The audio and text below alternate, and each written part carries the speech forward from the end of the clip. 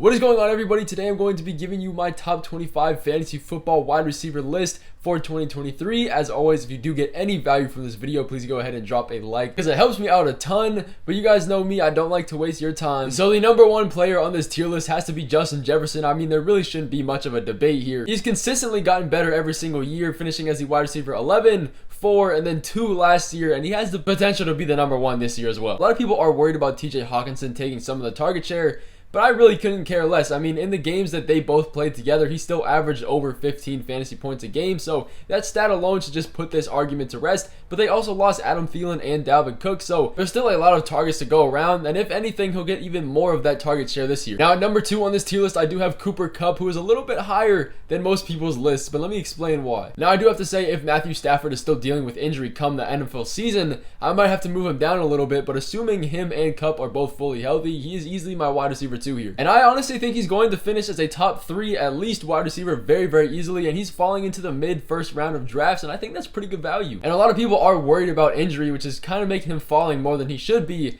But when he wasn't injured in the games that he did play last season, he brought in a 31.3% target share, which was easily the most in the NFL. That's not exactly hard to believe. If you watched any of the Rams games, it felt like every time Matthew Stafford looked up to pass, it was Cooper Kupp getting the ball, and we all know this. So as long as these two can stay healthy, I don't see why that changes. And the Rams, they're going to have to pass the ball a lot if they want to stay close in these games. They aren't favored to win too many games this season. I think they're projected 6 wins on the season. So, I mean, they're going to have to be passing a lot to keep themselves in the game. But my number 3 wide receiver here is Jamarr Chase, who has the easiest wide receiver strength of schedule among these 3 top wide receivers. And he is a huge red zone threat. He led the NFL for wide receivers in red zone percentage and targets. I mean, it felt like every time that the Bengals were inside the 15-yard line, he was getting the ball, and that is going to continue. And honestly, if you can get any of these 3 wide receivers in your first round, you are looking very good for the rest of the draft. And the last wide receiver in this S tier here is Tyreek Hill, who has a pretty hard schedule for fantasy football wide receivers, but honestly, that might just make the Dolphins have to pass even more, so it could be a good thing. But let's get into Tyreek Hill. Yes, Tyreek Hill is dealing with some kinds of legal trouble, but I really don't think it's going to suspend him for more than a couple games, if any at all. And if we look at last season, he averaged 100 total yards a game, and he was super effective and felt like he had a bunch of really big boom games. And you could also make the case that if Tua were to stay healthy for the entirety of the season, he could easily have finished as the wide receiver 1 on the season, and it kind of looked that way. And Tyreek Hill averaged 20 fantasy points a game when Tua was the starting quarterback, and I feel like as long as Tua can stay healthy, he's going to be able to repeat that season. And he's going at the 8th pick in the middle of the first round, and that's super good value for us. But moving down another tier here is Stefon Diggs, who ranks top 10 in pretty much every counting stat for wide receivers. He has a really high floor and is a really consistent player. On top of that, there's really not much target competition on the Bills. I mean, Isaiah McKenzie, maybe Dawson Knox / Dalton Kincaid.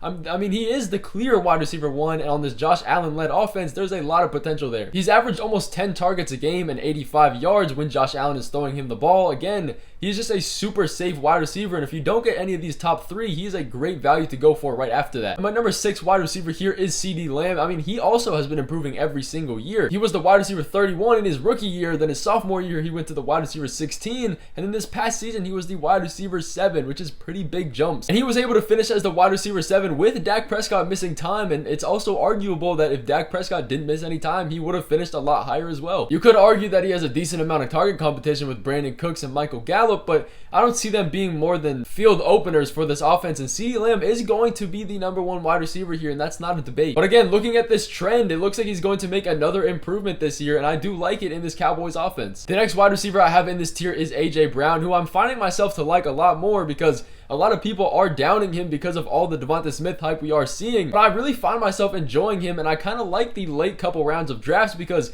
if you have the 12th pick, you can finish the first round with any version of CD, Stefon Diggs, and then AJ Brown in the next round, and that's a really strong wide receiver start there. We know the Eagles team is super offense dominant, and there's going to be no shortage of passes being thrown here. I do think Devonta Smith takes a step forward in efficiency and target requirements, but AJ Brown is still going to be that guy in this offense, and it is a great offensive situation to be in. The next wide receiver on this list that every time I look at him and look more into it, I feel like I need to move him up but I'm going to keep him at this spot is Davante Adams, and the only reason I don't put him higher is because of his quarterback situation. It doesn't necessarily appeal me. With that being said, I don't necessarily trust Jimmy G as I would Derek Carr or Aaron Rodgers, but Davante Adams is still Davante Adams. He's going to put up numbers either way. It doesn't really matter what quarterback he has, and he's always going to put up fantasy numbers, and it kind of feels disrespectful to be taking him this low. I mean, he finished as the wide receiver 6 last year and the wide receiver 2 before then, but we're drafting him all the way down here at this ADP. And on top of that, if we look at projected yard totals for the entire season, he's only behind Justin Jefferson. All of these other guys are under him. He's going as the wide receiver 8 in the middle of the second round. I mean, I feel like that's a true discount. I would take him every single chance I get here. Moving to the next player on this list is Amon-Ra, and he is just another reason I'm liking these later round picks, because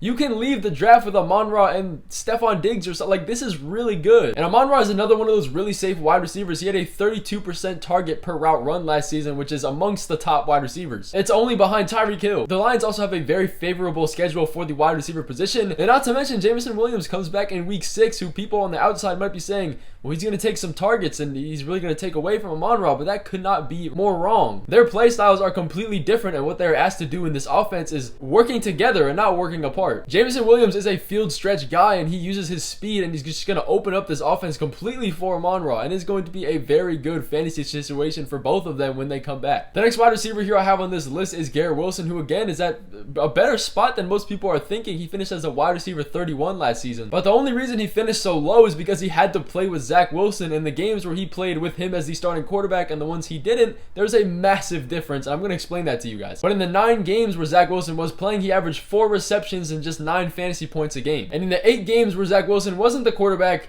all of that pretty much doubled. He averaged 6 receptions and almost 18 fantasy points per game. And that really just speaks volumes to how bad Zach Wilson was. And now they have Aaron Rodgers, who led Davante Adams to multiple top 5 wide receiver seasons. And we have to keep in mind that he's still a rookie. He just finished his rookie season going into his sophomore season now, and all of this is only going to improve. Next up on this list, I have Jaylen Waddle, who finished as the wide receiver 12 and 13 in his first 2 years in the league. Really strong start for him, and historical data is on his side. Wide receivers in their 3rd and 4th year tend to be breakouts more often, and that's kind of what he's going into. Again though, kind of like Tyreek Hill, I think he's going to need some level of security in making sure that Tua plays the entire season for him to be effective. And Tua's health does affect him more than it does Tyreek Hill, but still, Tua's health does add some level of risk to this pick, so this is why he's lower than the other guys. Jaylen Waddle averaged around the same number of receptions with and without Tua, but the efficiency was extremely different. With Tua, he averaged 17 fantasy points on those targets, and without him, it was only 10. This is why I'm taking him under all the rest of these guys. I wouldn't reach on him above the ones I already have ranked, but I mean, he's a very good value again if Tua were to stay healthy. But the next wide receiver I have on this list is Chris Olave, and I do like him a lot this year too. I have him a bit higher than most people have him ranked, but we cannot ignore his amazing rookie season that he had with below average quarterback play. If you look at Olave's rookie stats, they were amazing. They pretty much matched up with Jamarr Chase and Justin Jefferson and Mike Evans and all these other really good rookies. Now he can only build on that with Derek Carr as an upgraded quarterback. He finished last season with a 26% team target share, which means he was pretty much effective from the jump he stepped on the field, which is a really good sign. It is really hard for rookies to get that level of team target share because they slowly get worked into the offense, but just having that and keeping that intensity the entire season is a really good sign. He ranked top 15 in pretty much every wide receiver counting stat imaginable. With an improved offense and quarterback situation, I really do like his value in the 3rd round. Next on this list, I do have T. Higgins, who is another wide receiver. I mean, like Jamarr Chase, they're on the same team that have a pretty favorable wide receiver strength of schedule this year. He finished wide receiver 20 last year, but that was kind of hidden. I mean, I'm sure all of us can remember the games that he said he was good to go, played 1 snap, and then sat out the entire game, and he had a couple of those games, and that tanked his wide receiver finish, but he was a lot better behind those games. So hiding behind that wide receiver 20 mark is making him go this late in drafts, but again, he has Joe Burrow at quarterback in an ultra efficient passing offense, and it's safe to say that he's going to be locked into this wide receiver 2 role in the Bengals yet again, and if Jamarr Chase were to miss more time like he did last season, instant wide receiver 1. Next up on this list, we're getting to Devonta Smith, who operated as the 1B behind AJ Brown's 1A on the Eagles offense, and down the stretch he really started to make a case to be that 1A. He finished the season running more routes than AJ Brown did last year and jumped from the wide receiver 39 all the way to the wide receiver 14. Now we do have to keep in mind there is still a really big level of target share that needs to be spread around this team, and AJ Brown, Dallas Goedert, DeAndre Swift, all these other guys, and Jalen Hurts taking a vulture number of rushing touchdowns, but I don't knock that he's going to take the step forward to keep being that consistent wide receiver. A close second behind him is Amari Cooper, though, who is another one of those more risky wide receivers, but I do want to give him to you guys here. He's pretty good value too. Last season, he was getting a lot of wide receiver volume with Deshaun Watson playing. He finished as the wide receiver 17 and had a 26% team target share, which is again pretty high, and Deshaun Watson is only getting better. A narrative that a lot of people don't want to really get behind is that besides his first game back where he was super rusty, he averaged over 17 fantasy points a game and was getting better in every single one of those games. Now, I'm not saying he's going to be the next Lamar Jackson when the season comes, but if he can finish as the wide receiver 17 with Deshaun Watson playing like that, I mean, who knows how high he can go. And we saw last season, even with lackluster play of whatever quarterback he was playing with, he still had a decently high floor. The next wide receiver I do have on this list is Deebo Samuel, who really took a big step back this year. I mean, last year he averaged 110 total yards a game, and that just went down to 66 this year. And you can thank Christian McCaffrey for that. And this is where we start getting into the level of really questionable wide receivers here. Last season, he finished as the wide receiver 28, but he went from averaging 17 fantasy points a game without Christian McCaffrey last year to only 12 after Christian McCaffrey joined the team, which is a really, really big drop. And it's pretty evident that Christian McCaffrey is taking all of his work, all of the work that was supposed to be for Deebo Samuel and those whip routes and all of those routes that went to rushing and other short receiving games for Deebo is now going to Christian McCaffrey. But there are so many mouths to feed on this offense with George Kittle, Ayuk, CMC, and all of these other guys that it's going to be hard to give everyone an equal level of target volume, especially if Trey Lance is going to be playing a majority of these games. Part of me is only keeping him this high because of his talent and name upside, and I know he will get some targets, but he's definitely a very risky option at this level of wide receiver. But I do have DK Metcalf as the next wide receiver on this list, who is another one that is kind of scaring me and something I just don't really want to look at right now. I feel like we're holding on to his 2020 season where he finished as the wide receiver 6, and ever since then, the year after that, he was the wide receiver 30, and then the year after that, he was the wide receiver 26, and now they have a really good third option in JSN on this team, who, believe me, is going to take some level of target share. But the Seahawks are rumored to have a more pass-heavy attack, but if you have all of these receiving options, how safe of a pick can DK really be? I'm sure he will have his boom weeks, but he's also going to have those bust weeks, and I'm not sure if I want to buy into it at this level. I would easily take Chris Olave or Devonta Smith over him. The next wide receiver on this list is Calvin Ridley, who is another wide receiver that's kind of hard to rank because he hasn't played in a really long time. He does have the easiest schedule for fantasy football wide receivers, and we all remember how talented he used to be, so at around 6 ADP, I really do like finding myself drafting him. He is in a really efficient offense, and he's going to be the clear wide receiver 2, if not making a case as the wide receiver 1. There are a decent amount of mouths to feed, but it is a little bit risky just because we don't know how good he's really going to be. But that brings me to Keenan Allen at our next wide receiver here, who isn't really that huge of a touchdown upside guy. He never really has been, but he's going to get those short to intermediate route volume and targets. That's just what he does. We do have to note that he has been regressing a little bit over the years. He was the wide receiver 7 and then went down to the wide receiver 10 and then the wide receiver 12 last season. Just a steady decline. I mean, he is getting older, but now they're adding Quentin Johnston to this offense, who's probably going to take some targets here. Hopefully with a fully healthy O-line and Justin Herbert, he's still going to be a viable option. If he falls to you in these drafts, I absolutely do not mind taking him, but I wouldn't reach for any of these guys over him. The next wide receiver on this list is Drake London, who I was kind of hesitant on in the beginning of this offseason, but as the season gets closer and I look more into it, I mean, he was a lot better than his wide receiver 43 finish shows that he was. He had the 5th highest team target share in the NFL at 29% and the 2nd highest yards per route run. But this offense just sucked, and there wasn't any quarterback worse than Marcus Mariota last year, and a lot of his problems and woes was because of Marcus Mariota and this insufficient offense. If Desmond Ridder can even be somewhat decent, I assume he's going to improve again this season, and I really do like drafting him at how low he is going in drafts. The only downside I could see here is that they're going to be a really run-heavy offense, especially now with Bijan Robinson, but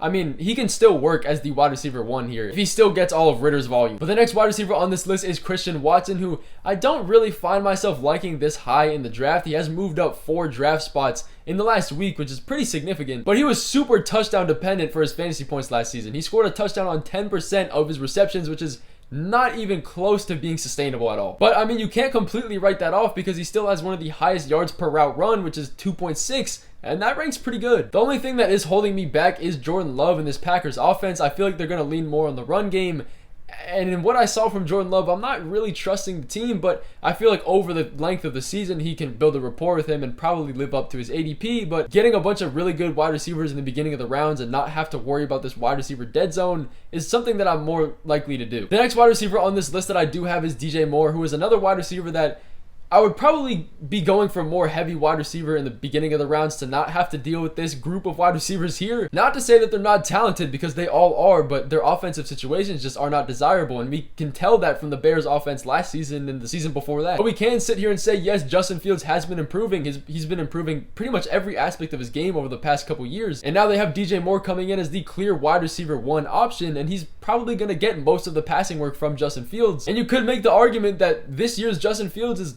probably the best passer that he's been playing with over the past couple years. So if you want to take a shot on him, I do not mind, but this is where I have him in my tier list rankings. And moving on to our next wide receiver here, I do have Jerry Jeudy. I have been pretty interested in him for the entirety of the offseason and in the past couple years too. But the only problem that I can see here is that Sean Payton likes to run a more short game and intermediate pass game and more running game, which isn't necessarily where Jerry Jeudy thrives. He thrives more in the deep ball and go route side of the offense. And if Sean Payton doesn't run that as often, he's going to have a little bit of a cap to this season than we would like to see. With that being said, I do think he's going to take a step forward. I mean, Russell Wilson didn't play nearly as good as we thought he was getting jumped into this offense with the Broncos, but he's had a full offseason to work, and there's no way that he's worse than last season. I really do think that this whole offense as a whole can just take a step forward, and Jerry Jeudy is going to be the prime beneficiary of that. And I'm going to take Terry McLaurin as my next wide receiver off the board here, and he pretty much all depends on quarterback play. I assume Sam Howell will be the starter for this team off the jump, which is probably the best bet for him. In the games that he did play with Sam Howell, he garnered a 33% target share, which is